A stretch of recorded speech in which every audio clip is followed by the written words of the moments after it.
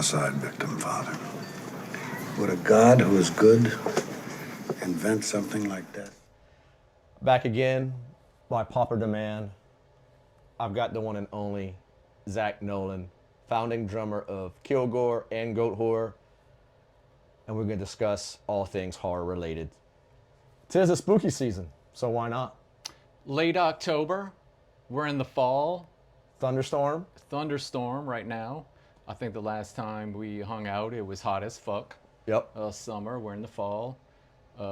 Yeah, and everything seems to hit different in the fall, like movies and music, I find. Yeah, I think so too. Yeah, And I'm so glad we're doing this again. me too, man. Me But too. like now, talking I'm talking do- all things evil.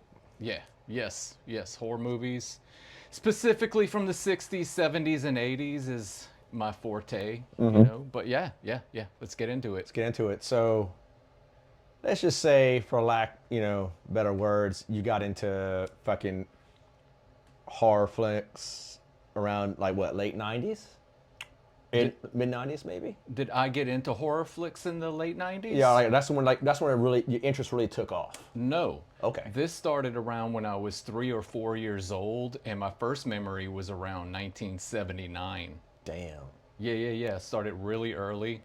I was naturally drawn into horror. I think it might be hard to explain or impossible to explain how kids get into weird shit like that. Mm-hmm. In our last discussion, I told you I was a bit late getting into metal, but I was always into horror previous to that.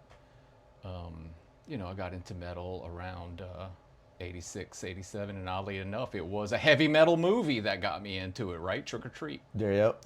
It kind of pushed me into that realm of metal, but that was cool because that was like around the thrash metal boom. Mm-hmm. Yeah. So like when that was really popular, into that, and then it segued into death metal, and then that went straight into black metal. But I could start when I was 4 years old. My first memories of horror, and like really getting into that, obsessed with that. Like I said, I was naturally drawn into it. I was an only child.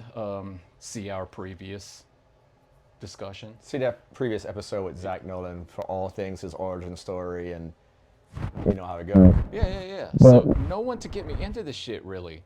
And so it's 1979, and I'm such a young kid. By day, I'm watching Tom and Jerry and shit like that. But I'm planning out my nights because I first started to learn to read a little bit through the TV Guide. Do you remember that thing? I remember TV Guide. That's like one of the first things I learned how to read with, Me too. I mean, I vividly remember seeing a half-page ad for Magic, and I had already been into that movie and saw that on television like 2 or 3 times, and it was this half-page ad, and it's like, it's something like Thursday night, 8 o'clock. I'm there. Right. I'm watching this again. Yeah. And that movie really freaked me out and disturbed me. I thought the doll was alive. I had a sort of hard time separating fantasy from reality. I knew that it was movies that I was watching, but I felt like that could happen in reality. Yeah. Somehow. So yeah, Magic was big, and I thought the doll was alive. I didn't realize it was a psychological horror. Yeah. The doll sort of represented the darkness in this guy's psyche. So 79, same year, I remember there was this 2-part miniseries on CBS, Salem's Lot. Fucking classic. Mm-hmm. And it's still my favorite vampire movie to this day. It's definitely in my top 3, that's for sure. Mm-hmm. I have so much so that like I bought a shirt, of the lead vampire, and it's just fucking all grotesque and shit. It freaks out some of my family members, by the way. Oh, good. It's really great. I love that. I love the shock value of it. Yeah. I mean, that's always there, even though the aesthetic and the atmosphere and the storytelling and, the scary shit is what we like. Oddly enough, the other vampire movie that I really love to this day came out the same year, Nosferatu the Vampire with Klaus Kinski. A lot of people hold that one like it surpasses whatever I guess, shock value that the original had. Like it's you know it does leave some emotional and visual scars on some people, and I think that's why people, I'm naming myself, you included, probably just go back to that. Yeah, the 79 Nosferatu. Yeah, lots of atmosphere, which I'm always looking for. So it had that, and then, Salem's Lot jumped to like maybe the next year, 1980, where I saw the Amityville Horror a couple of times. That scared me, being like 5 years old. It had the fall feel, which we're in fall now.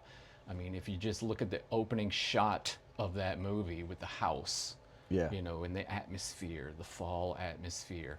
And I have to mention the Lalo Schifrin soundtrack. It's haunting. It's very haunting. It's haunting. It's iconic. It gives me this feeling of lingering child death. Yeah, that's very accurate. Yeah, because it's like a children's choir, and it's very fitting to the movie. And I remember clearly that both Salem's Lot and Amityville Horror made it absolutely forbidden for me to look out of a window at night. Because in both films, there were bad things on the other side of the window. Goddammit. Right. You got the kid who's looking at his friend that died, just fucking floating. I mean, it's just like, okay. Yeah. And you got adults doing the same thing to other adults, and it's just. I'm so thankful that I didn't have a window growing up in my room. My God. Like the kid from Poltergeist. He's scared of the tree. He's like, close the blinds. Yeah. He always had the blinds open. I had a closet. Speaking of Poltergeist, I had a closet that had fucking shutters, and every time they showed Carol Ann or one of the kids in their bedroom, and you just know something is going to be a fucking a jump scare tactic by the director, and I was like, dude, I'm waiting, and like when I couldn't sleep. And I was look at my closet. I was like, man, something's in there. Something's in there. They're gonna fucking get my ass. Yeah, isn't that great how these films, like especially when we're kids, creeps into our mind? Yeah. And stays there. It's like flashing images, and I guess, moving along from there. So 1980, there was a few theater experiences that I told you about the last time we talked, like going to see The Howling in 1981, going to see Creepshow in 1982. I was 6 and 7. And anything would really scare me. It didn't matter what it was. Cinema just had that effect on me. Like I remember even before that, 1980, going to see The Empire Strikes Back. It was kind of scary to me. Really? Yeah. I remember, this is kind of humorous, when Yoda is revealed. It scared me. And I remember going to see that like 2 or 3 times again, and I was like dreading when Yoda is revealed. Yeah. Because it's very ominous in its own right, It was kind of a jump scare. It's like Luke was like, "What the fuck?" Yeah. Absolutely. Because it's just you as an audience member, you're like peering through the swamp land of Yoda's home planet. It was eerie and atmospheric in that way. So you didn't know what the fuck was gonna happen, and then like he just pops out of fucking nowhere like a goddamn spider monkey. It was almost like a jump scare. But yeah, that everything was kind of frightening to me. And then jumping into I guess 80. What was it now? 82. 82. Yeah. There were still things coming on TV and that I loved, and I would always rewatch. There was The Unseen. In The Unseen, it's like a brother and sister has this kid that they keep in a basement. He grows up to be a full-blown mongoloid man. And when he's revealed at the end, they had a lot of this kind of thing in the early 80s, late 70s, like whatever the creature was or whatever the killer was, it was revealed at the end. And I remember losing my shit when this mongoloid, retard man. They had a lot of those kind of movies, even like Jason, Friday the 13th. Yeah. A mongoloid killer. Lost my shit when this guy's revealed, and it still holds up to this day, The Unseen. And also this movie called Ghost Story would come on TV. I think it was like more, I was watching HBO a little Was bit it more like, was that more of like like a standalone type of series where they just like introduce one story. It was yeah. It was about this woman that gets killed, but she keeps coming back as this haggard, rotten ghost. And again, these flashes of images that stick in your mind as a kid, like I would think about that, and these flashes of her as coming back as this rotten ghost was so scary. But jumping to 83 and 84, like we were texting before, you and I, we are children of the VHS heyday. Yes. Now, do you have any like memories of something? I can think of a few. Man, I remember like I'm pretty sure it was Rosemary's Baby. That whenever like my parents were watching it and I was so young, like one of my earliest memories of like watching anything horror related, there was like it comes to Rosemary's Baby, the movie Alligator. Because like, you know, it was just like it was so fucking like just people use the word cringe, you know, these days. It was just so cringeworthy because of the acting and whatnot. But the story was just like, it was just brutal in every sense of the word, because you got this fucking, you know, psychotic, you know, dude who like uses an alligator to fucking like just tear people to shreds because, you know, he was just psychotic in that way. But then like, but my first introduction to fucking psychological horror came in the form of Rosemary's Baby. Okay. You know, because like I didn't know what the fuck was going on, but they had these lasting images. Like, you would see what is like, you know, Lucifer's hand, his claw and shit, you know, and all that. And I think there was like a sex scene that involved Rosemary Impregnating and yeah. And it was Rosemary. just like, I remember seeing those images as a kid, and I was like, what in the fuck? Like, this is not Sesame Street in any way. No. And that's what I loved about it, how those images and these stories like crept into our psyche and really affected us. Rosemary's Baby is a movie that each decade that goes by, I like it more and more. And I love Roman Polanski. Roman Polanski is a fucking master of horror, man. I will touch on that. I think like that Mario Bava and Roman Polanski ruled the 60s. When I go back to the 60s, I know I want to touch on that a little bit. But there's two movies, and I told you in our previous discussion that I had rented Suspiria and Zombie, and there was this off-kilter feel. I would call them European movies. You know, I didn't know it was Dario Argento or Lucio Fulci at the time. I was like, whoa, these European movies are sort of strange. But I remember vividly bringing home two movies in 1984. And it's hard to imagine the fear these movies invoked because they both turned into poopy franchises. Yeah. And you have to remember, I'm an old-ass man. So go back to... I guess that make me, you know, an old ass man too, because I'm just like 4 years younger than him. So we have the same experience. We do. Like we were just 5 years apart. Yeah.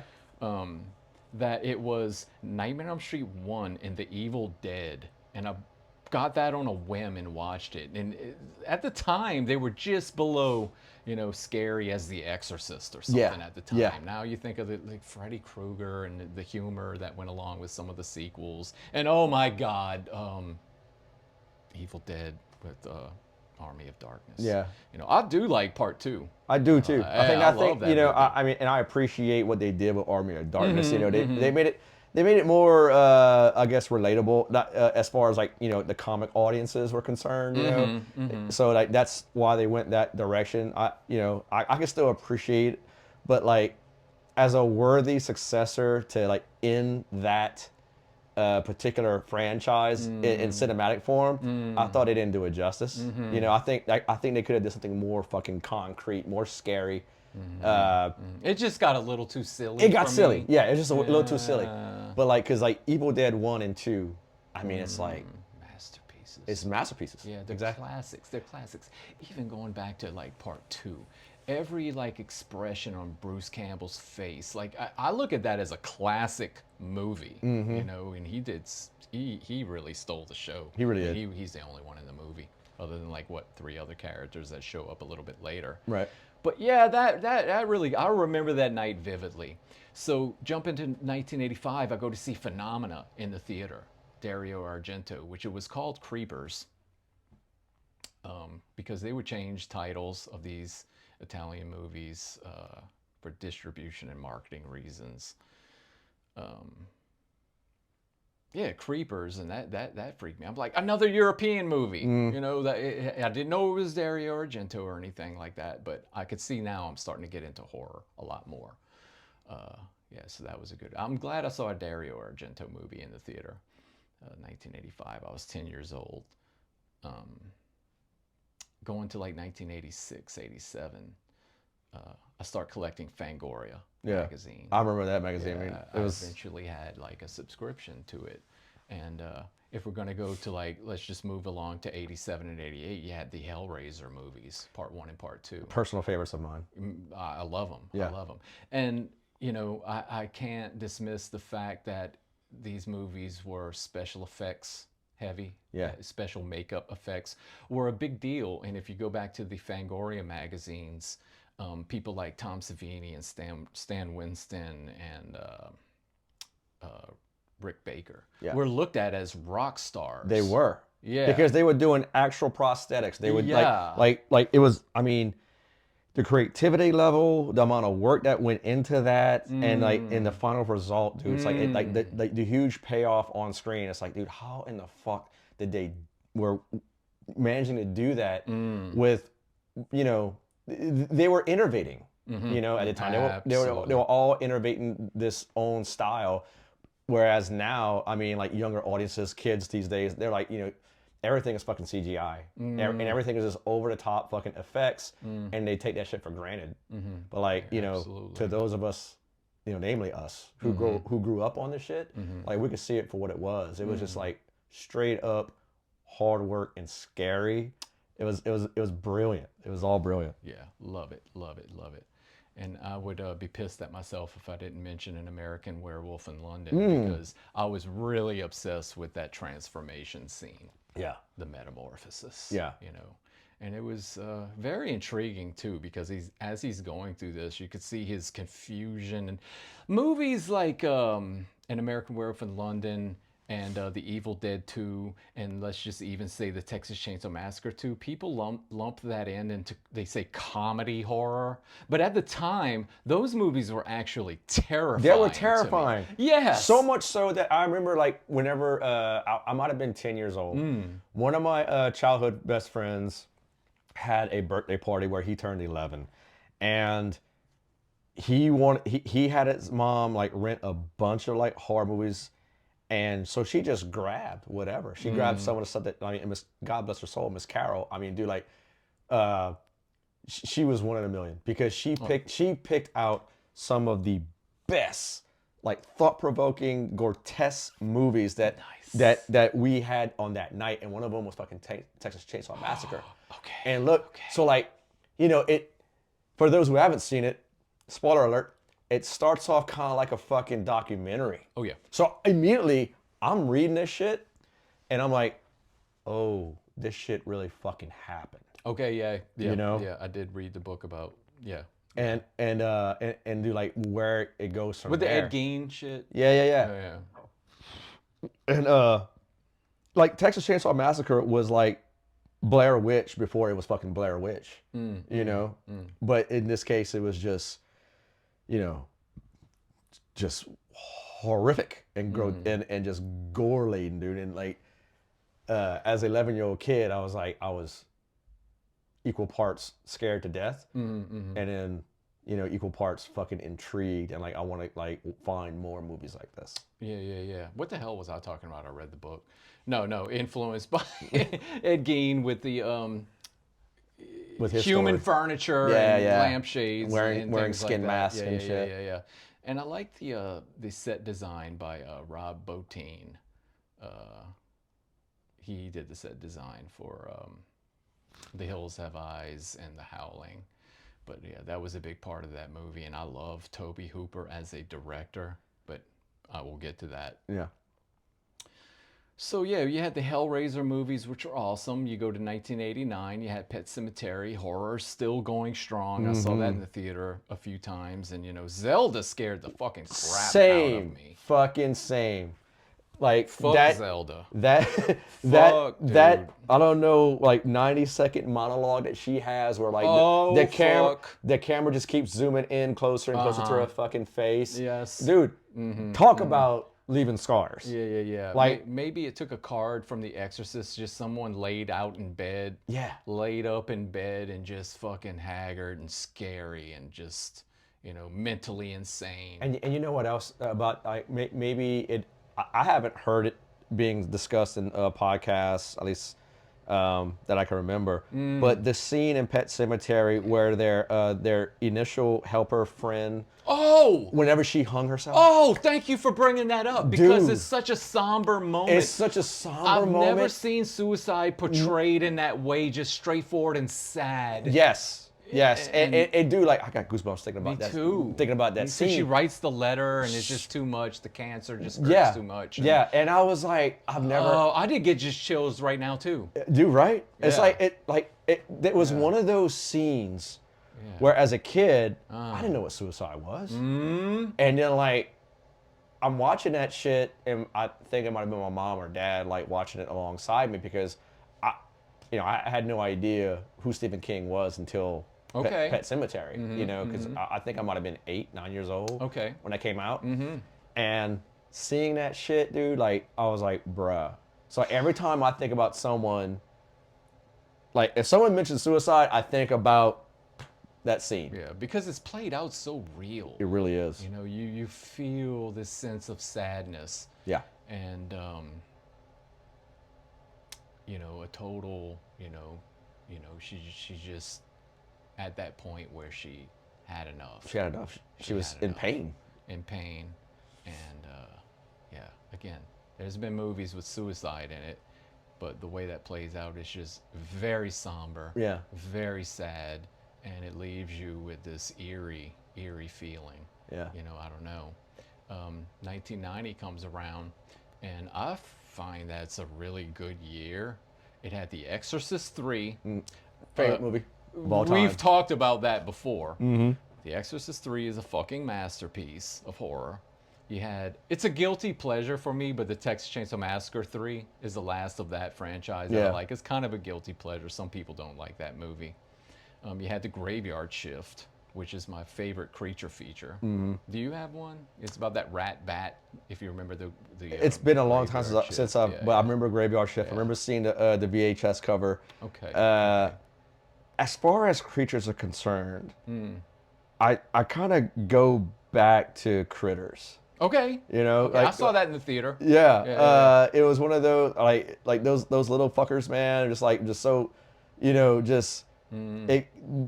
Whenever someone says, it gave me the creeps, like that shit gave me the creeps. Okay. Like it really did. Like I was just, I don't know, like it was kind of like gross, but like there was some parts comedic, but when they get down to the point where like they was gonna eat someone or tear them to shreds, like it was on. Yeah. And you're like, oh fuck. Yeah.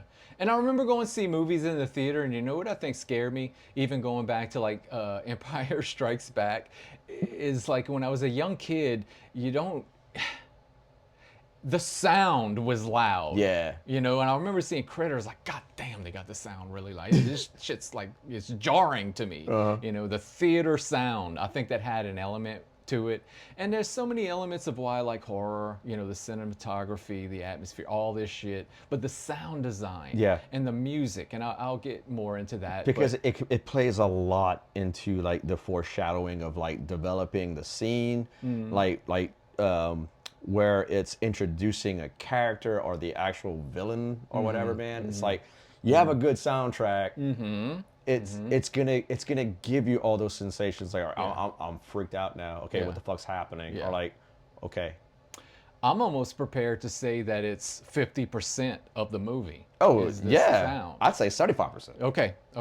Yeah, me too. And then once we get into these Italian films that I want to talk about, the soundtrack is fucking everything, or a lot, like I said, definitely. Very important. But you also had Night of the Living Dead, the remake, the Tom Savini in 1990. Yeah. You had Misery. A lot of things were coming out. And then I found through 1991, 1992, 1993, like I'm starting to realize like horror is taking a fucking dump. Right. to me. Yeah. Yeah. But long story short, as I'm noticing this, I'm friends with Sammy Dewey of Acid Bath at the time. See our last episode. I won't go too much into that, Yeah, yeah. but I'm friends with him, and he gets around a lot more. You know, I'm the introverted type. He is out with Acid Bath, knows a lot of people that, you know, are into cool shit, music and movies. And he comes to me in 1994 where I'd already heard De Mysterious Dom Satanas. That was a game changer for me.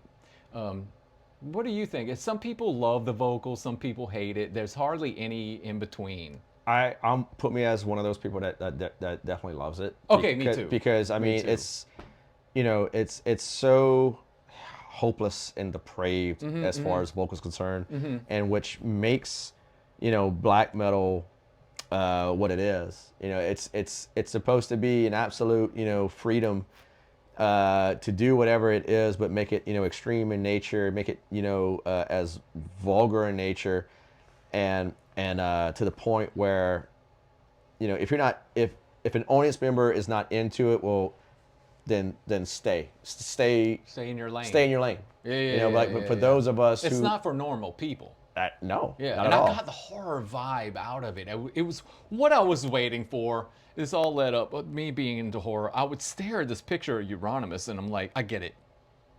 He's there with his cape, you know. Yeah. It had this gothic atmosphere. It had the chanting vocals, which I tend to hate. Newer black metal bands, like, stop chanting. Yeah. I think it's like just should be reserved for De Mysterious. Yeah. I don't know. That turns me off right away with the black metal.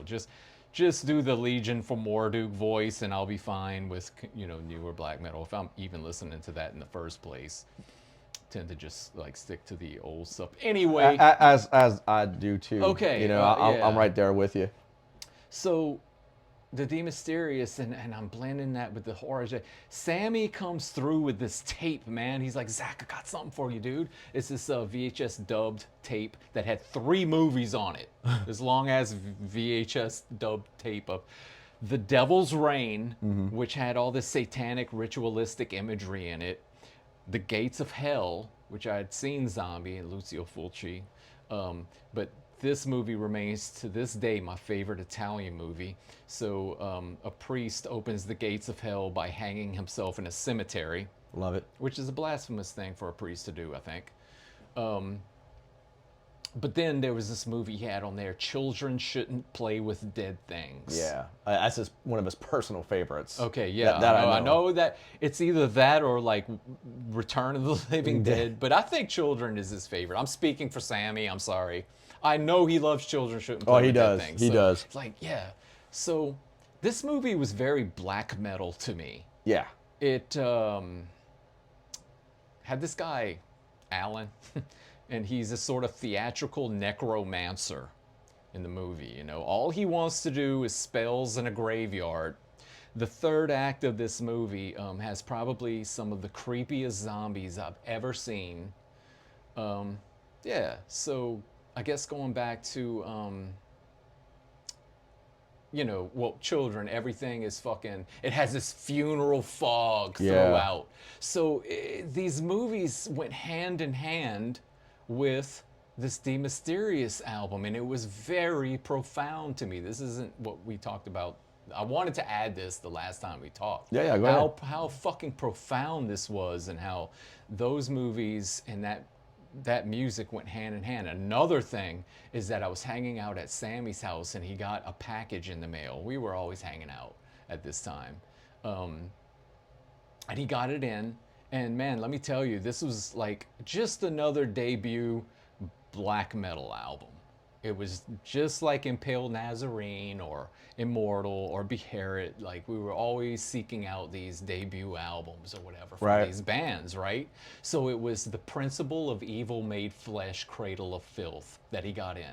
Now, mind you, this was just a debut album from another black metal band. It wasn't the Cradle of Filth, this huge band. Yeah. What they become today. Yeah, I gotta say, and I still love that album. We were fucking blown away by that when we first started. And when he got it in, the album was warped, but we still played it. Yeah. And we looked at each other like we were blown away by it. Yeah. And it gave us this Hammer horror feel, or Mario Bava or like Italian horror feel. And I know that we had that telepathic, like, whoa, we're getting this. And that went hand in hand with that tape that he gave me. So now I'm seeing like, okay, I want to find, this made me want to play black metal. Not just those albums, but those movies. Right. And I noticed that the atmosphere just went hand in hand. So yeah, we had that. But then the Gates of Hell, I have to mention just Italian horror in general. The Gates of Hell had Nightmare Logic. Yeah. And it was my introduction to Nightmare Logic. So Dario Argento and Fulci had this Nightmare Logic where not everything makes sense. There are cohesive plots here, but a lot of the narrative is told through imagery. Like my favorite Argento film, Inferno. Inferno, Fulci's The Beyond, Yes. and The Gates of Hell were almost like a random stream of sequences, but they play out like a stylized nightmare. And even things outside of the Italian realm, a lot of what I get into seems to be these art house films from the 70s that have a supernatural element, like Let's Scare Jessica to Death, I remember that movie. God, it's been ages, but I remember that title. Messiah of Evil, Yeah. and The Haunting of Julia. And yeah, it really, those are the type of horror films I like, just an overview of what I really like. It's kind of like an abstract thing too, like Let's Scare Jessica to Death and The Haunting of Julia and those things. Did you ever get, I mean, outside of like Texas Chainsaw Massacre and like, and, you know, because I also know like the Hellraiser series has a lot of like slasher elements, but did you like favor any particular like slasher flicks? Sure. I mean, there's stuff that I discovered even like 5-10 years ago. You know, back then, slashers. Are you a Burning person or a Madman person? Kind of a madman person. Me. Let's go. Me too. It's like all shot at night. Yeah. That's the other thing about children shouldn't play with that thing. It's like all night shoots. Yeah. Madman. Yeah. Another mongoloid horror. You know what's funny though is that you bring up the word mongoloid and like, you know, there's you don't see a whole lot of that. No. You know, I mean, if there is, I mean, you have to really dig, you know, for like, you know, like a lot of independent filmmakers that like that invest their the money into these type of movies that involve, you know, this, like, call it like, you know, disabled people or mongoloid or whatever, you know, because like you don't see that shit. I mean, it's kind of like a taboo subject now because with all the fucking, you know, It's not politically correct. Yeah, exactly. I don't know. I mean, you know, there's a lot of people say you are right. You don't see that kind of shit anymore. No, now there was it's that just, with the Unseen, Madman, fucking Jason. Yeah, Jason. You know, you know, if they do, they're just rehashing what's already been done, like the Jason franchise or whatnot. But good point. you know, because like I hadn't seen a lot of that. me shit neither. since Either. I then. mean, I pretty much stopped with the Friday the 13th series. Probably like Friday the 13th Part 7, I think, is where I stopped. Me, it's 5. Yeah. But I think 6 and 7 still had that cool feel. Yeah. And Jason never looked cooler than Part 7. No, when he the didn't. mask comes off. He looks Yes. like a goddamn monster. Yeah, he does. In that. Yeah, and I was like, ooh, shit. Yeah. Yep. But yeah, I mean, now it's like, you know, like just about every movie, there's a lot of people like, you know, it's all, you don't see a whole lot of grotesqueness. You don't see a whole lot of, it's just more on the psychological realm of things or Yeah, you know, elevated horror, yeah. psychological horror. I don't like those terms. And I'll be honest, I'm not familiar with a lot of new shit. Dude, one thing I did watch was the movie Weapons. I've heard of that. Okay. And people are raving about it. I was particularly underwhelmed with it. Fuck new horror. Yeah, I was underwhelmed with it. Thank you. It was like, okay, I mean, they had a bunch of like, you know, A-list type of actors and whatnot. And I know that the director, he's done Barbarian. Barbarian I liked. I've never seen that. It was pretty good. Heard about yeah, it. it was pretty good. Barbarian was really good. He kind of used, someone that I don't want to give it away, and I don't want to spoil it, but it's one of those where like it keeps you involved. Like you want to see where the story goes. I liked what he did in that particular movie, but with weapons, I just felt like it was more. He says he came out in the open and said had no political ties, or there was no politically themed elements to it, which I call fucking bullshit. So it was like, whatever. That's just my take on it. Yeah. But I missed it. What we're sitting here talking about these age-old classics that we grew up on in the VHS era of horror, and I wish we can get back to that. But you know what? We probably won't. No. If we do, and I'm just saying like this in the mainstream culture of things, going back to that, but there's some independent filmmakers out there, not named Robert Eggers and so on and so forth, who are doing this type of shit that we like. We just gotta get dig for it. Yeah. And I don't want to sound like a total hypocrite because I saw a movie from 2019 called Saint Maud. That one's really good. Really? That one's really good. Yeah, it's almost like well, hell, I don't want to give anything away because I would say this type of horror movie that would probably be giving that movie away. Yeah, but it's a psychological thing as well. Did you see you talked about the Omen earlier? The Omen. Did you see it's like a prequel out, the first Omen?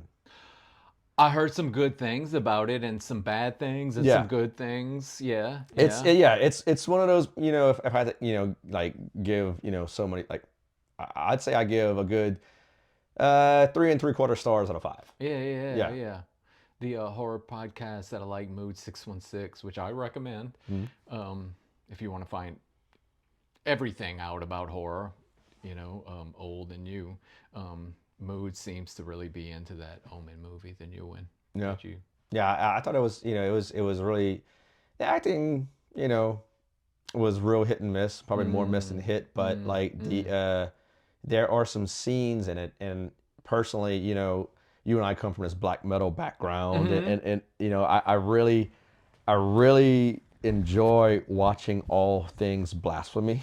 And like I said, the gates of hell. This priest hangs himself. And it's just because it's real evil in nature. To like go against the ideologies of everything Christ involved. And this being the Catholic Church and whatnot, and how they just kind of like warp it and distort everything about that faith. And it's like, holy shit. Like, that's the part I really loved about it.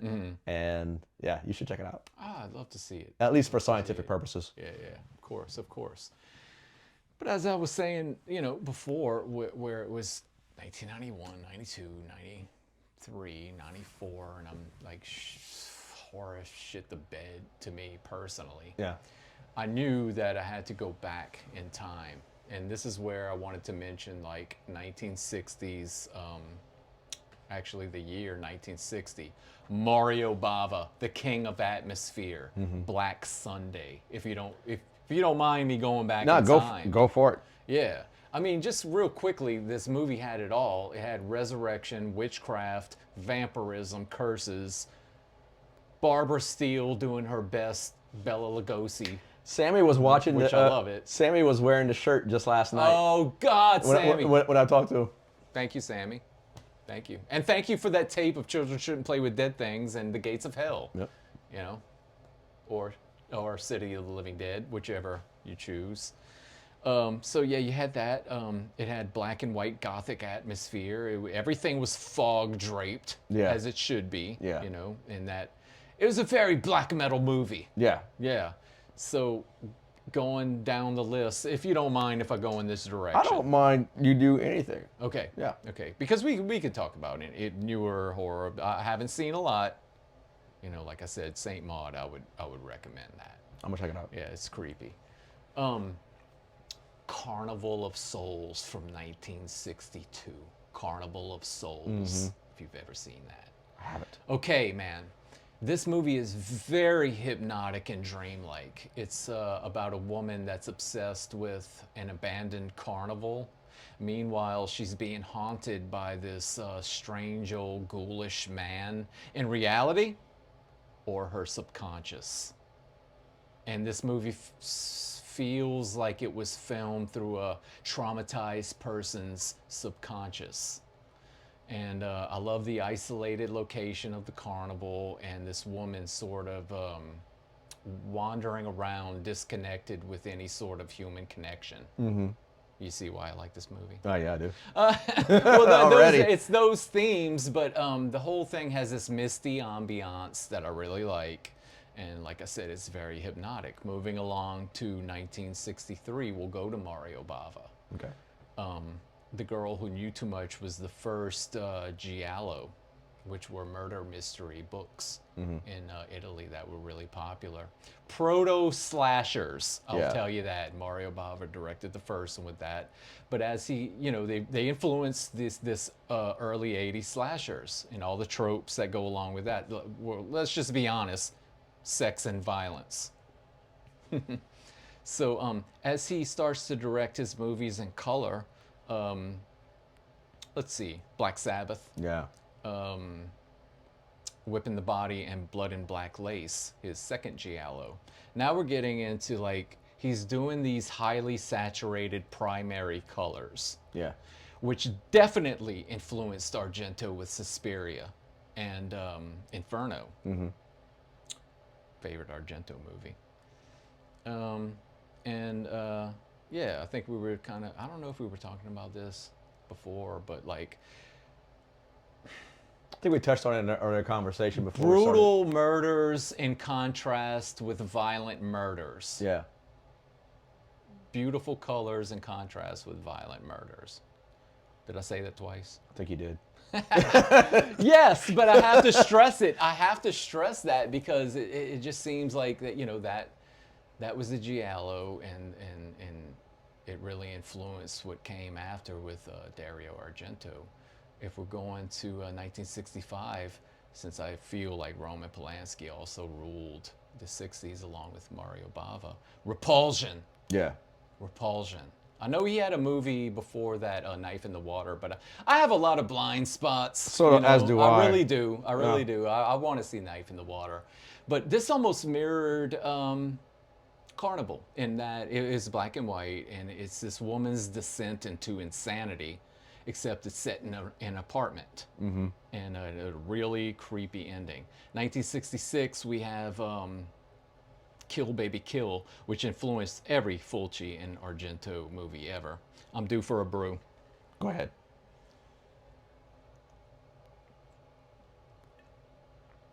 So if we're going to like just jump around, Yeah, we'll I'll jump around really quick. Yeah, yeah. If we're going to 1968, and like stop me if you want to comment about any No, of this. I'm learning here. Okay. Yeah. So 1968, we have Night of the Living Dead and Rosemary's Baby. I think those came out in that year. Yeah. And I don't have anything on that. A lot has been said about these movies already, right? Oh yeah, a lot has. And as you sit there and you're talking about these movies, I just think about like how those were the preludes to some of the things that like I grew up on as a teenager, namely Possession. Okay, that's 1981. Yeah. Yeah, and I watched that later on, like when I was, I don't know, I was probably Our favorite romantic comedy. Right. So, and it's always, With it's like, Isabella Adjani. yeah, Which was and in, Sam Neill. Yeah, Sam Neill, yeah. Who happens to be another one of my favorites, Event Horizon. You all know him from I Jurassic saw Park. that in the theater, and that was it. So I kind of, you have to fill me in on that and how you like that one. I should have did my my prep work more and like go back and revisit that movie because it's one of those things where like he's just this fucking like hell-bent captain of this spaceship that's on a fucking just seemingly possessed docking station, I believe it was. I remember that. And Nothing else. It's just fucking haunted, and like the images, like the jump scares, and like just like people like having no eyeballs and shit like that. I'd love to it see was it. very fucking. It's very underrated. Okay. As a horror movie, and sadly because it kind of got lumped into the science fiction realm. Sci-fi, You know? yeah. So it's like, but it's like, why can't we have both? Why can't we have fucking science fiction and and like just grotesque fucking paranormal horror? Good point, because I think it's about how the movie is executed. Yeah. Not what kind of genre it is, because I almost want to say, and I don't, that like, what's your favorite type of horror movie? And I'll never ask that because I think it's the way it's executed. Yeah. Like, I'm not into zombies per se. Yeah, I'm neither not am I. into vampires per se, but I love Salem's Lot and Nosferatu the Vampire because of the way it's executed. Zombie movies, I could probably name the zombie movies like right now, like Shockwaves, Burial Ground, Zombie Holocaust, The Living Dead at Manchester Morgue. I can't think of many more, but it's because of the way they were executed. So, is that a dumb question? What type of movies or horror movies would you say you were into? I can't say because it's basically the way it's executed. Yeah. Okay, I like it now. It Yeah. could be about clowns. It's, Yeah. the Fun House or something. Yeah, like yeah. that. Or Killer Yeah. Clowns from Outer Space. How fucking, Yeah. shit That was like an that. entertaining movie. Yeah, it was very a little silly. comedic in nature, but like I mean, some of the kill scenes were just Yeah. fucking like outrageously good. Plus, anything that old, I have a soft spot for. Yeah. Where, like, I don't give a lot of leeway to new films. Like, I talked about Nightmare Logic with Lucille Fulci and Argento. I don't think that would play well today. Like, if I saw a new movie that didn't make any sense, well, they did that sort of purposely because that's how nightmares play out. Yeah. But if something didn't make sense even back then and it wasn't Lucille Fulci or Dario Argento, people were like, fuck that movie. It doesn't make sense. Yeah. But because the way those movies were executed, the Lucille Fulci and Argento movies, it works. I Yeah. don't know why. It's because I mean, in my opinion, like some of the best movies that you just mentioned, like if it's like there's no catharsis, there's not a fucking like hard exit out of it, and you're left like there like wondering like, okay, what the fuck was that about? It's probably because Left open to interpretation. Exactly. I love I that love that kind of shit. shit. Exactly. It's almost hard to analyze, like yeah. sit here and talk about Yeah. because I love it. Because like I mean, I think like one of the first movies I come back to is fucking Possession, because like Let's talk about that. it's one of these movies where like right away, it was after seeing Exorcist Part 1 for the first time, and I was chasing more movies that delved into like demonic possession or shit like that. So I immediately like went for that fucking VHS at the old video store that remember was the in cover, yeah. that was in my hometown of Delcom, and so I grabbed it, went back and watched it, and I just like kept an open mind.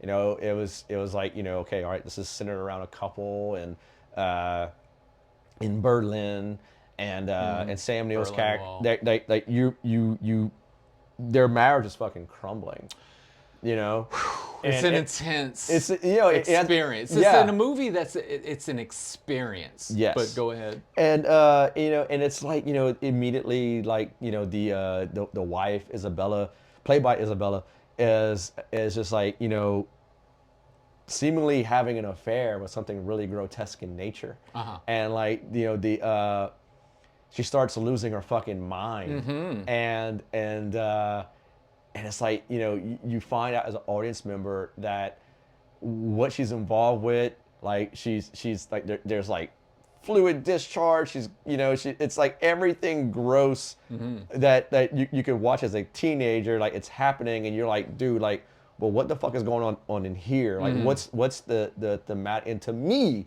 it was like, okay, like it's open ended, and it's like you can look at it now. It's like everything monstrous about a marriage or any relationship that's falling apart. It's like how this shit like just kind of plays on the psyche of both people that's involved in a relationship. Absolutely. And it's like like who's the monster? Like is it just one of us, or is it both of us, or like or is the monster actually the fucking the relationship itself? Yeah.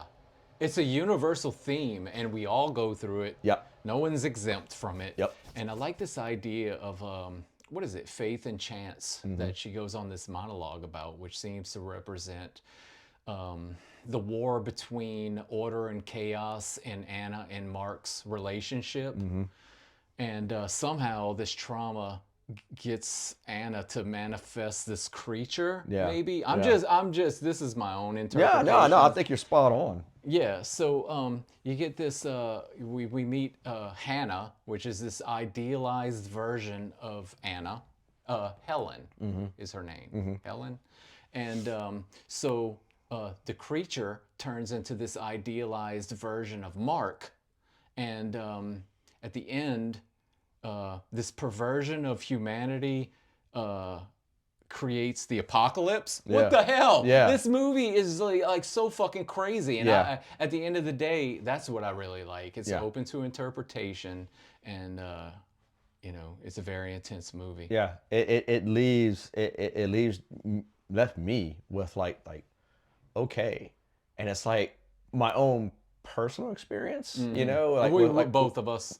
you know, No one's exempt from. Yeah. The way the actors, the way everyone's acting in this movie, no one acts like that, right? No. But the way they're acting is what a breakup feels like. yes, Does that make any sense? yeah, it makes sense. It Yeah. makes sense. So it's a very arty movie. Yeah. And I tend to like, I'm drawn to those type of films. Yeah, Yeah.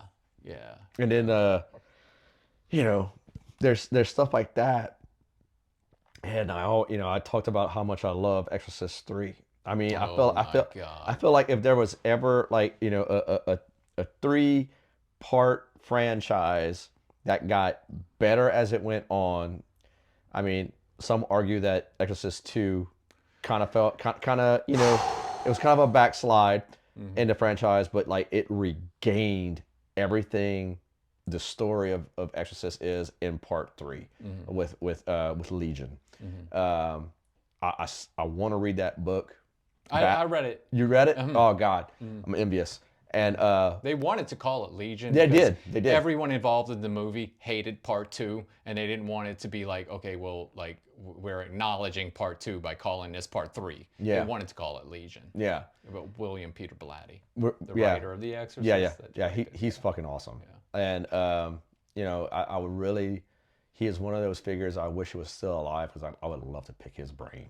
Me too. and- My heroes are all dead. William Freakin, Toby Hooper. Yeah, Yeah. yeah, it's kind of the way it goes. There's something cold and calculated about the way The Exorcist 3 was filmed. Yes.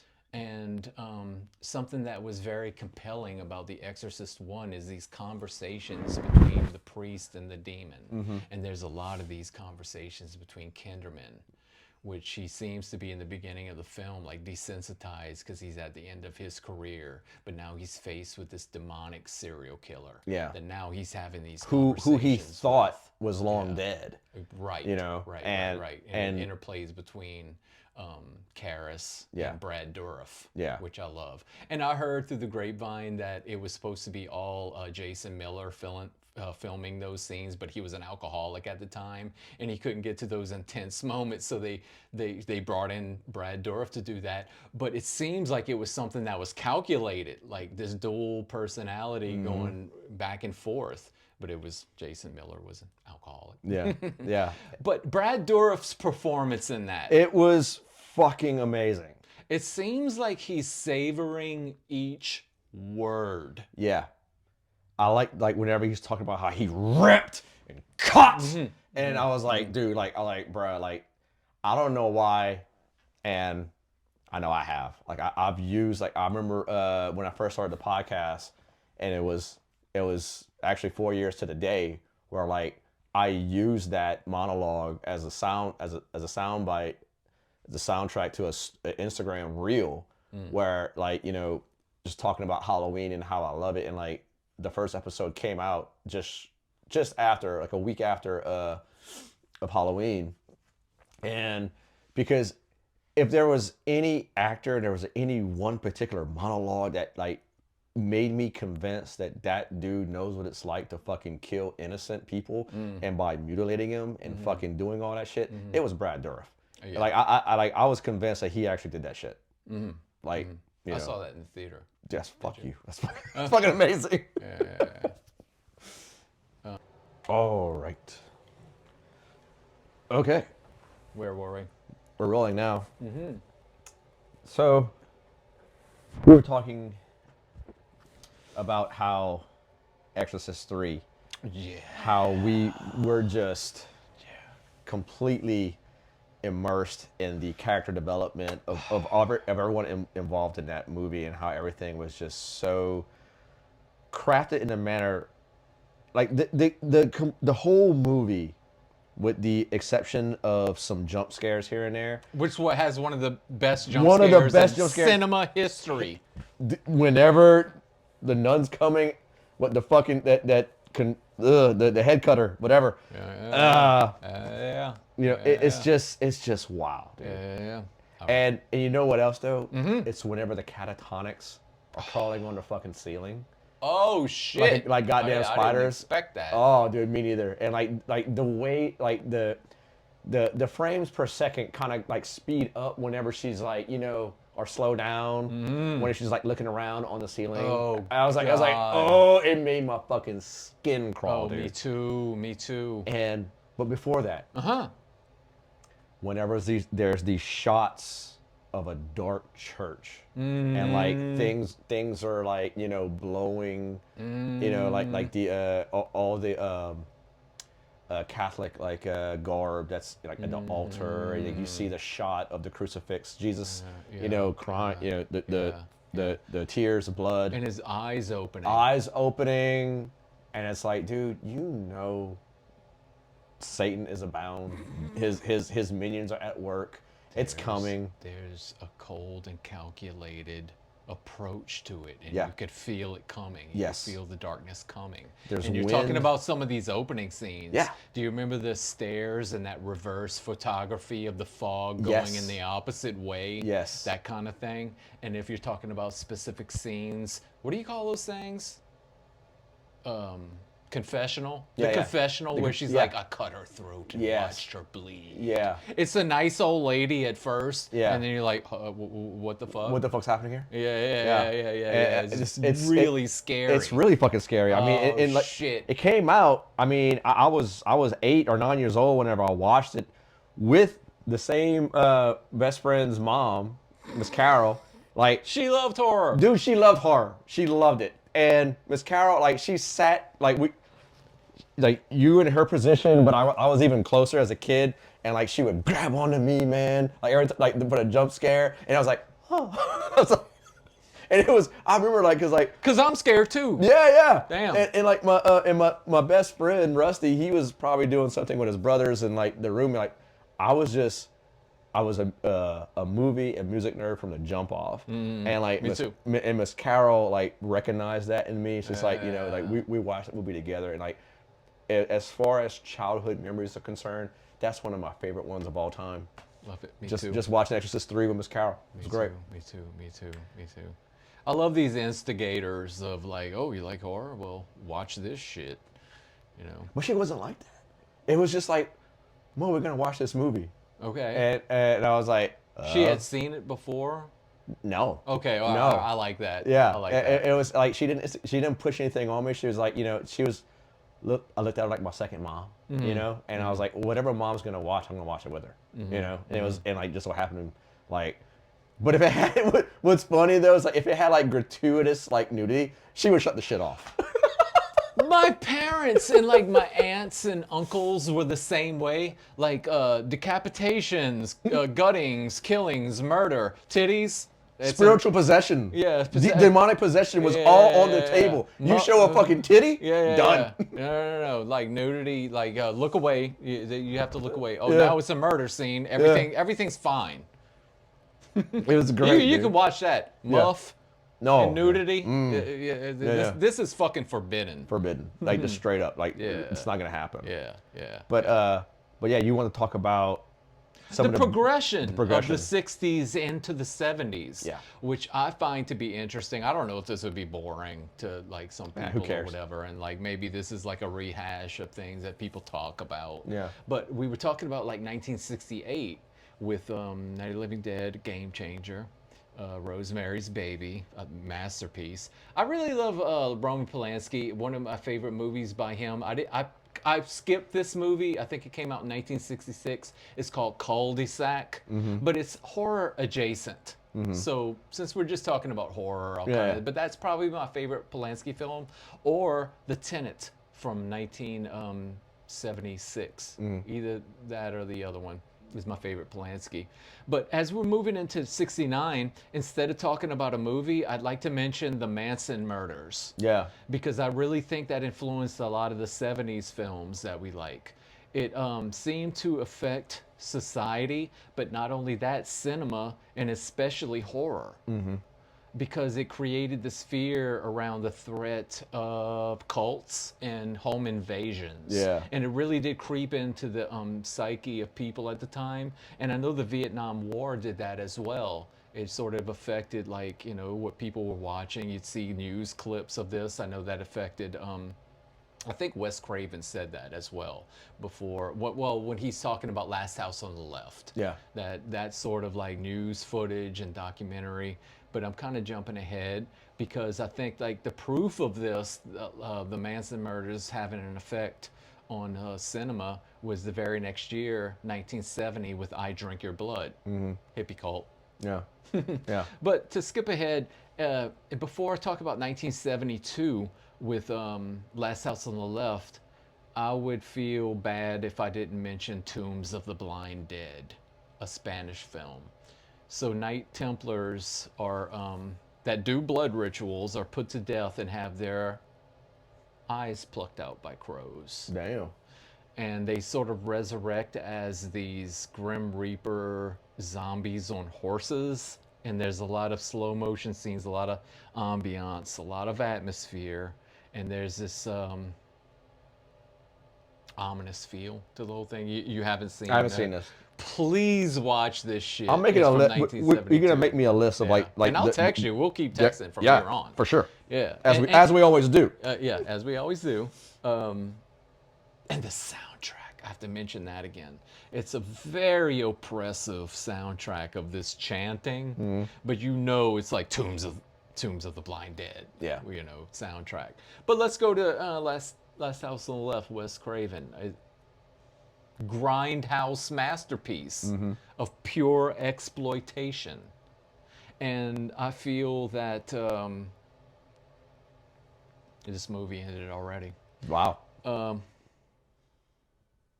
I feel like, you know, it had this gritty documentary feel to it.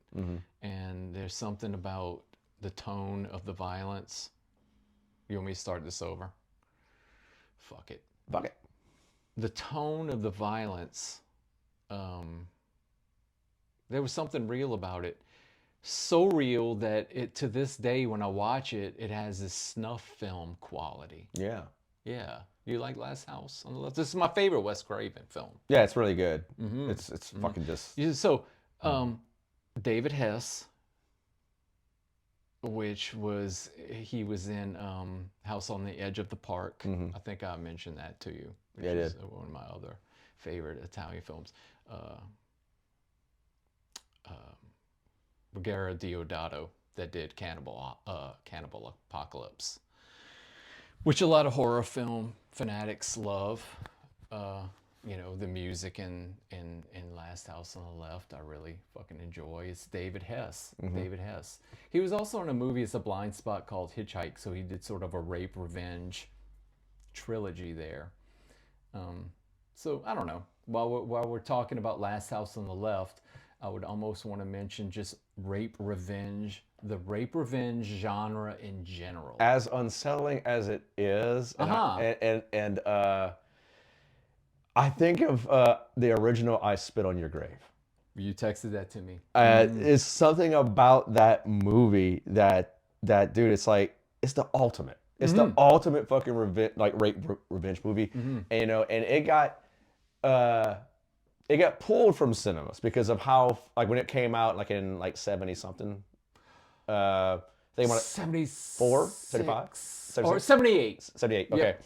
so yeah, it got pulled from the theaters because of just how fucking, you know, it, like all the cinemas are like just complaining to the studios how it was just fucking. I wonder why. Yeah, I know, right? I mean, it was just like just as terrible rape scenes as it could possibly get. Well, there's a lot of rape in that movie and not a lot of revenge. Yeah. It's like an hour of rape and like 20 minutes of revenge. Yeah. But it's good revenge. Yeah, the remake. Yeah, have you watched the remake of that? No. Shot in Shreveport, Louisiana. Okay.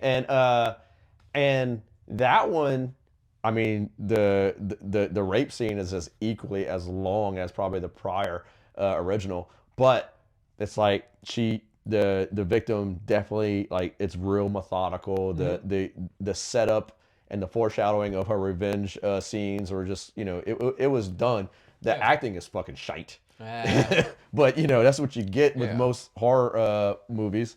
Yeah, like I said in our previous discussion, I avoid these remakes, but, you know, I hear here and there that there's some good ones. I mean, you mentioned the Suspiria remake. Yeah. And I heard there's some parallels to Possession in there. Yeah. I heard through the grapevine. Yeah.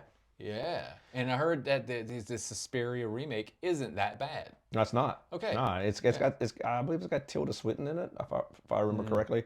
That's her name. I'm not really good with actors' names these days, but yeah, I mean, Me neither. like, she sticks out. Me neither. And I know we both share we favor Evil Dead, and the last two Evil Dead remakes I thought were fucking done brilliantly. Okay, like Evil Dead Rising, yeah, Evil Dead Rise and Evil Dead Rising, whatever. A lot of people like didn't like the latest one that came out a couple years back. Was it Evil Dead Rise? Yeah, Evil Dead Rise.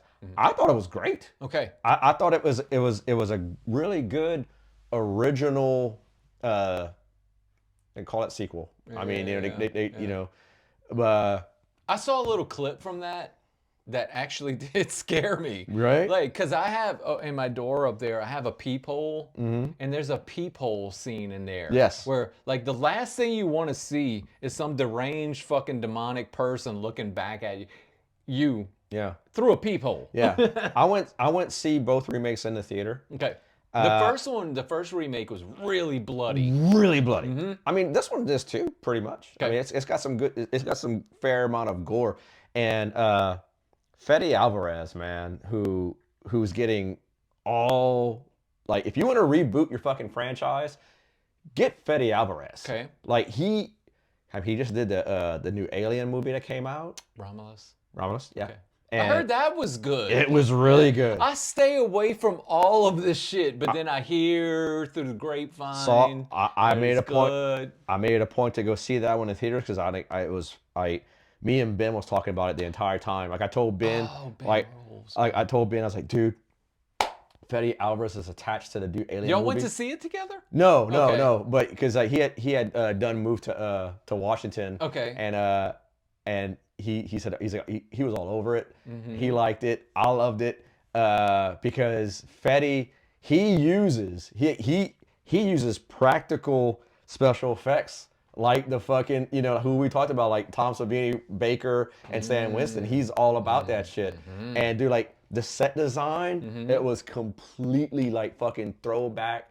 I'm talking about the Alien movie here, talking about Romulus, and how everything was just fucking set up the way it was back when James Cameron did his. And it was just amazing, dude. But the gore and the story with the Evil Dead stuff that he did, I go back and I'll watch. You talk about movies that you go back and watch over and over again. I'll go back and watch those two. Okay. Whenever, like, I mean, it's, you know, Evil Dead, the originals, the prequel, the sequels, and the remakes, and you know, I can't stay away from the Exorcist series. I just can't. It's just when I need something really You know, just like if I got shit going on here that I'm like, where, right, you know how your mind goes, fucking, you kind of caught in this state where, I know for me, like the negative self-talk comes into play, or like if I'm just telling myself some bullshit that I'm buying into, I'm gonna stop that. I'm gonna get either really productive with whatever I'm doing creatively, or I'm just gonna fucking put on Exorcist 3. It's cold and calculated and atmospheric, and it's a mood, it's a vibe, and that movie really gives me this vibe. You can go back to it time and time again, and I guess that's what keeps me away from newer movies, because not what you're talking about. It seems like great, like the Alien and the newer Evil Dead movies, but a lot of these, when I do on occasion watch the new movies, it seems like there's a lot of jump scares, and you know how much rewatchability that has? Zero. Because it's like, oh, this fucking, oh god, these, you know, jump scares. And not to say that these older movies didn't have jump scares. No, they did. But I don't think it was a term that people use. No, like, no, it wasn't. Let's use this 15 times in the first 5 minutes. I tell you, man, you know, Poltergeist did that for me. I you love know, Poltergeist. Dude. Some people are kind of not into that. It's very nostalgic to me. Yeah. It's Part something that two, came. Part 2 fucked me up. I don't know what it was about Part 2, but Part 2 really fucked me up. I find that one to be a little wonky, but like when what's the dad when he vomits up the thing. Yeah. And the other good part was where the kid with his braces go fucking crazy. and then there's Part 3. Whenever it's all done, sitting in an apartment building. And it's all, you know. They're like, trying to. How do we deal with the other side? How do we deal with the other side in a very corporate type setting? You know. I don't know. Do you like that one? It's not that I like it. I just found that there's like some of the imagery that's involved with it. I want to watch that one again.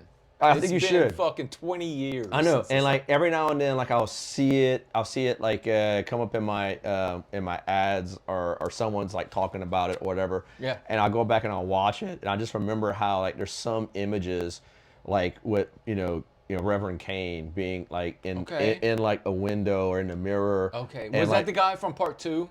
Yes. That was so scary. He was one of the best parts. I heard he was on his deathbed when he did Part 2. Yeah, I think he really wanted to do that role. He was like, I want to say like upwards of 90 years old whenever he fucking did it.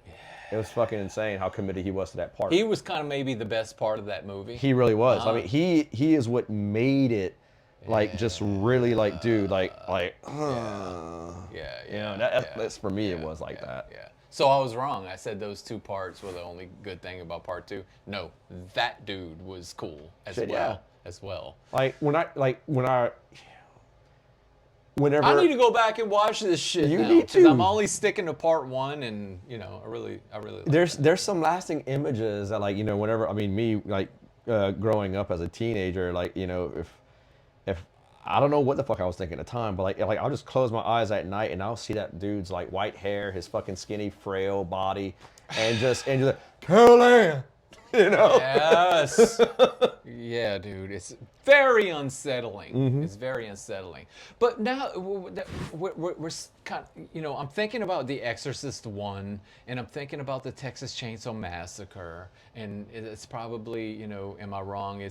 Both of us, it's high up there. Yes. They're high up there. Yes. And beyond just horror movies, they're like really good movies.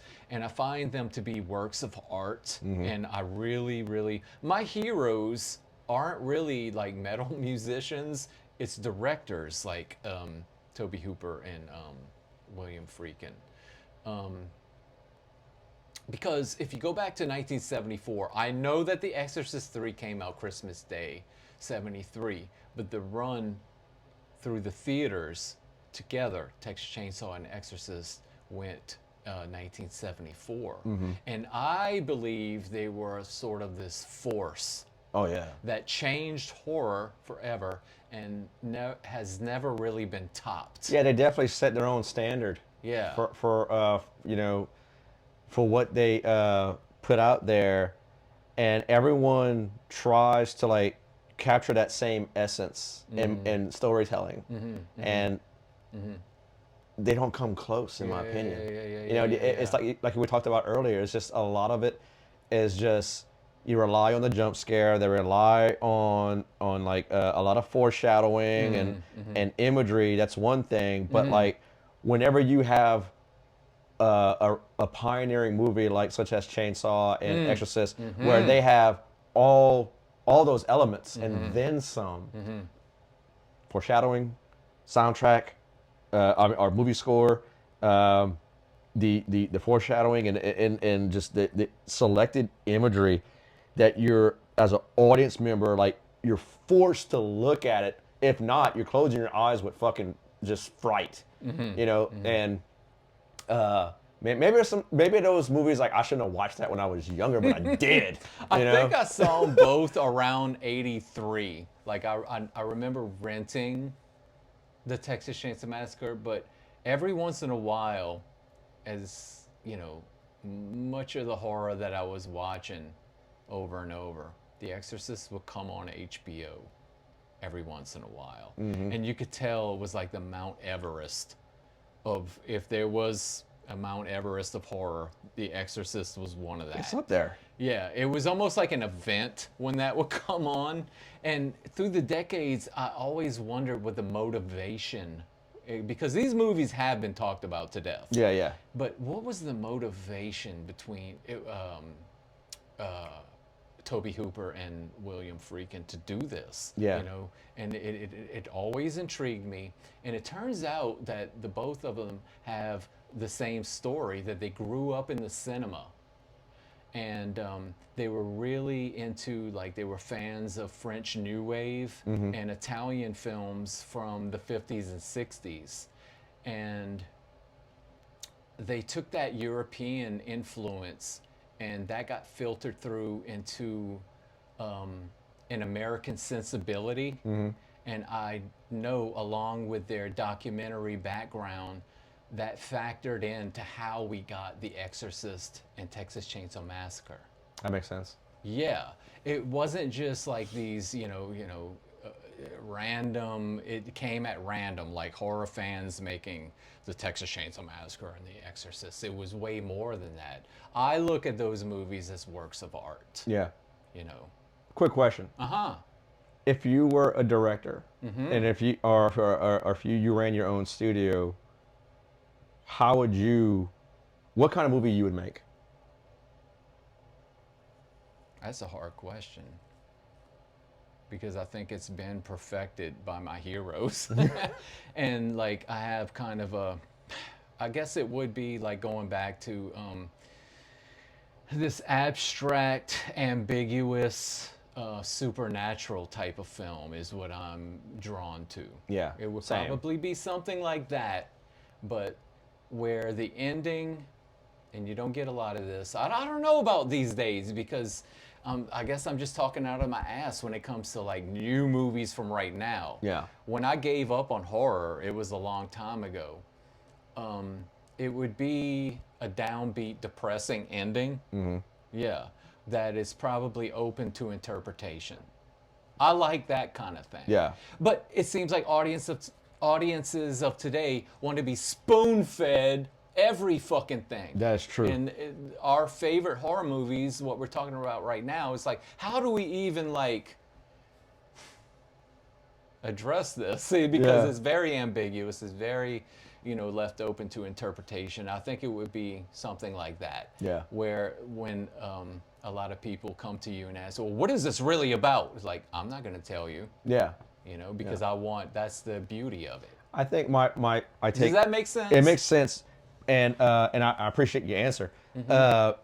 What I can't stand, namely in the big like theatrical releases of today, where a lot of movies, a lot of directors are trying to hide, like, or maybe they're not even trying to hide. Maybe it's just right in the open, but they come back and say that it's not politically driven. There's no message. Oh my God. It's art for being the sake of art, which I call bullshit on, because it's like, there's a specific scene in Weapons where, like, it's like, why'd you put it in there?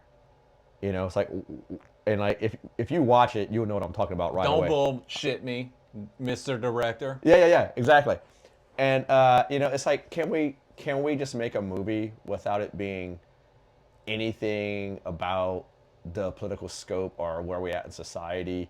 Can we just like have a movie that's just like horrific, just for the sake of being horrific, Yeah. and no like nobody's own personal agenda in the movie itself, you know? Because I know that life in America, namely, is pretty fucking shitty, you know. And I'm not gonna go on that soapbox, but it's like in a world where we're like, I know me personally craving to be entertained. Like I want a good horror movie where I just like forget about the trappings of society, you know, and like let's get blasphemous again. Let's get fucking grotesque again. Let's get fucking just Push the envelope. push the envelope, man. Yeah, and like Yeah. you know, and not try to copy what's already been done. You know, there's a lot of unoriginal shit out there. You know, sadly. I'm pretty much giving up on it.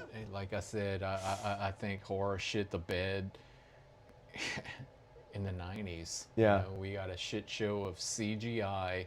I mean, all the great directors went straight down. Even Dario Argento, he did that Dracula, which had like late 90s CGI. Yeah. It's fucking horrible. Yeah. But from that point on to what you're talking about now, like everything is politically influenced and things like that. It's like I could detect it right away and like I'm done. I'm not watching this movie again. I don't want to see it. I stay away from it. There's a lot, and I'll admit there's a lot of like horror franchises that I have not like tapped into in recent years, like you know the Sidious's. Fuck! And that's the absolute worst. I don't know what it is. And stuff like The Conjuring. I saw the first Conjuring. In there, like the Conjuring universe. Yeah, There's so many things like Annabelle. Yeah. And shit. They got the fucking Annabelle toy like that's like lost now. Like it was like making its own little tour across the country, and it got lost between like New Orleans and Alabama or It something. got lost. Yeah. That nothing good could come from that. No. And The doll got lost. the dog got lost. That's fucking. And like some weird shit was happening in every state that it was in. It was weird. Yeah. I don't fuck with shit like that. Me like, neither. I don't fuck with Ouija boards. Fuck no. I believe in this kind of shit. Like Yes. the supernatural, like The Exorcist. I'm like, that's where, when I was younger, when I was talking about not separating fantasy from reality or having a hard time separating that. Yeah. I still do. I'm like, well, The Exorcist, well, possession, it's possible. It's definitely possible. I mean, I recorded a podcast just the other day with a gentleman from the UK who, you know, he told me that he had some serious like supernatural shit going on in the UK. Did he fuck with the Ouija board? No. Okay. No. It was his flat that was like just straight up like haunted, and It seems like that part of the world has a lot of this. yeah. Supernatural. And I tell you, me being a Native American, like I don't know if it's because it's just part of my DNA, but like I don't fuck the supernatural, dude. Like I don't like you won't find me trying to, like you said, like conjure something up with a Ouija board or fucking like, you know, I'm not gonna be the guy who goes like, you know, all in balls deep with fucking like esoteric magic and shit like that, because We don't know what we're fucking around with. we don't know what we're fucking around with. Yeah, we don't know. And like, you know, it's, I could have a fucking, you know, some kind of, you know, demon like just following me around all fucking day long. I wouldn't know about it. I'm not gonna try to get into that shit. You know, I'm gonna partake. You know, like, you know, Because I believe in that realm. I do. I believe in the other side, like the beyond. Yes. And like, we don't know what we're fucking around with. We don't understand that. You could sit here as a human being and say, I know, you know, what's going on with that type of thing, but you don't. yeah, You don't. it's And you saying a Native American, there's one thing to fuck around with a burial ground, but an Indian burial ground? you don't fuck with that shit. Yeah, no. Like Pet Cemetery, dude. You don't do that. No, you're gonna fuck around. You're gonna find out the hard way. You know? But where were we going with the 70s? The 70s, fucking,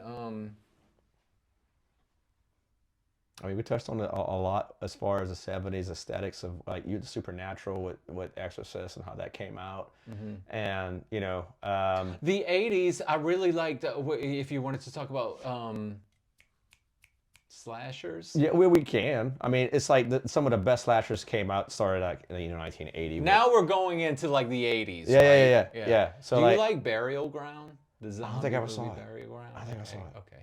There's see, you're more astute than in horror, and that's why I wanted to do this because like I wanted to hear your thoughts on what to see. And Well, let me turn you on to since we're talking about slashers, let me go in another direction. Supernatural slashers. There's a handful of them, like Superstition or The Slayer or Evil Dead Trap. Evil Dead Trap. You heard of that? The Japanese movie. I don't think I haven't. It's weird. It's like a throw everything in the kitchen sink into it. It like starts out as this Japanese torture porn thing, moves into sort of a slasher, supernatural slasher thing. The whole time we're getting this Italian soundtrack, which I did want to mention how much I love, like Fabio Frizzi and people like that. Which it seems like the soundtrack is turned up in the mix in the Beyond and things like that. Yeah. But with the Evil Dead Trap, you get these supernatural kills, which are very creative, and that at the end of it, it throws you through a loop and gives you this body horror shit, And just to mention the Beyond, I have to say how much I love that Lucille Fulci movie, and that with the Gates of Hell. I think there was some issues with the last scene. If you notice, The Gates of Hell, my favorite Italian horror movie of all time, is sort of this freeze frame with John. And I've grown to like it, but he perfected the ending with The Beyond. Where you follow these characters through the whole movie, and now they're fucked. They're stuck in the Beyond at the end. And it's this very strange, poetic, and kind of sad ending. Damn. That they're, now they're in hell. Yeah. Basically. Which I like that. I like that theme, Yeah. I'm like, if someone. Which in the Beyond, it's also, they have Emily. Okay. Emily, which she's sort of an escapee from hell, which reminds me of Frank from Hellraiser. No shit. Yeah, and if you think about like some of these New Orleans movies, like Angel Heart. Yeah. The whole movie was about an escapee from hell. I love that too. We should touch upon that. The Beyond is a hotel that's built on one of the 7 gateways to hell. Right? Yeah. The Beyond is set in New Orleans, and Mario Bava's son, Lamberto Bava, did Macabre, which is set in New Orleans. And I love that kind of thing, like Taxi Driver, the Scorsese film, like going back and seeing 42nd Street and the cinemas back then. Same thing with Macabre that you see in New Orleans in 1980, the French Quarter and things like that. Yeah. But I just wanted to like maybe mention that Angel too. Heart And end it with that. Angel Heart's one of those movies like, man, I haven't seen it in so long. Okay. With De Niro playing Lucifer. Yeah, and Mickey Rourke's character, like it's like one of the allegedly it's because of De Niro that Mickey Rourke lost out on a lot of roles in Hollywood. I heard they had a like let's duke it out kind of thing. Like they wanted to throw hands. I'm glad man. you know that. Yeah. Yeah. And man, it's like like around the same time Angel Heart came out, I think that's whenever Serpent and the Rainbow came out. Another one of my favorite. Voodoo shit. Yeah, Voodoo Possession. That's another good Wes Craven film. Yeah. Right? Yeah. Wes Craven, man, I mean, shit, he had so much good shit going on throughout the years. Fuck. So it's yeah, Nightmare on Elm Street, which I said, awesome. What else? I mean, Last House on the Left is my favorite. Hills Have Eyes. Yeah. Do you think they should have killed the baby? No. I do. You think so? Because it would have made it a little bit more realistic. It's these bloodthirsty cannibals. Yeah. Where now I don't support baby killing. but in the movie, like yeah. Anyway, Yeah. anyway. Yeah. Yeah. That's another one of those zombie, like not zombie, cannibal movies that Mm-hmm. just kind of like just really unsettling, man. Especially that fucking. We talk about rape here, like the rape scene in it was just like ah. Well, that's what I wanted to say about the rape revenge. I love Miss 45 is my favorite rape revenge movie. Abel Ferreira that did Driller Killer. Sammy. Yeah. Sammy and I love Driller Killer. Shout out to Tony Coca-Cola. It sort of showcased the late 70s New York punk scene as well. But this is really weird. And, you know, this guy going around and killing homeless people in New York with a fucking drill. Yeah. But his next movie was this really killer rape revenge movie called Miss 45. And I also like House on the Edge of the Park and Night Train Murders with Irene Miracle.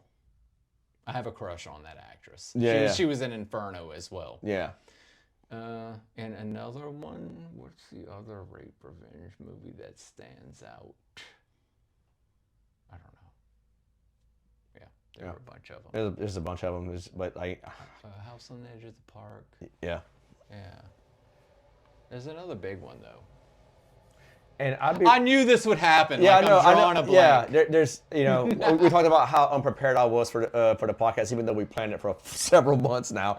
But I mean, me too. I just wanted to like just go off the cuff with everything that stood out as with the horror movies that I. What did we miss? I think we got it. Well, I don't think so. I think there's a lot that we didn't talk about, especially because we didn't even talk about fucking Clive Barker that much. We talked about Hellraiser, of course, and how important that movie was. Yeah. Because like that one, it's just everything dealing with hell, and and fucking. I love the aspect of this Frank escapee from hell. Yeah. And I do love the fact that the Cenobites are kind of in the background. Yeah. It's not the main focus. No. Like Pinhead's on the poster, but it's like you think it's going to be this sort of slasher-esque movie about that, but it's not. It's about Julia, which she has the most sluttiest hair in the world. I hate her hair in the movie. It's like, oh my God, it's the sluttiest thing I've ever fucking seen. And her and Frank. Yeah. And for me, see, I went backwards. It's kind of like how my relationship with the Hellraiser franchise, it's kind of like me in other bands. Like, I heard a later work and just went backwards. Mm-hmm. I saw Hellraiser Part 3. And then I went backwards. Okay. And watched the previous two. Yeah. And then I was like, damn, dude, like the way they were able to like the cinematography and the effects with it. He became more of a slasher villain in that one, Yeah, which he I did. like. Yeah. There's a lot of good cinematography and good shots of Pinhead. And he has like some really good lines in it, and he's saying some shit that I don't remember right now. But yeah. And it was that was really good, and I was really into fucking Nightbreed. We might have a disagree. I like it. I like it. It could have been somehow better. It could have been better. Yeah.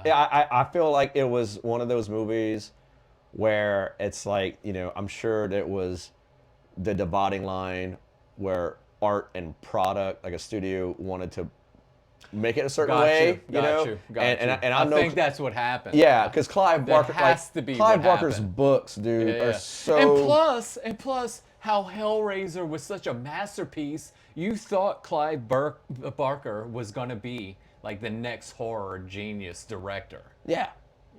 And for all intents and purposes, during that time, I mean, he was heralded as such. So it's like. And I remember that coming out along with like some other movies, like even Texas Chainsaw 2, which were sort of, I think, NC-17. And I remember when I was young, it was like, ooh, it must be like a forbidden movie. Right. NC-17, you can't really go see that. Yeah. Like at the age I was at the time. But yeah, I think it was. It might have been rated R, the first Hellraiser. I think it was. Yeah. And shit, man.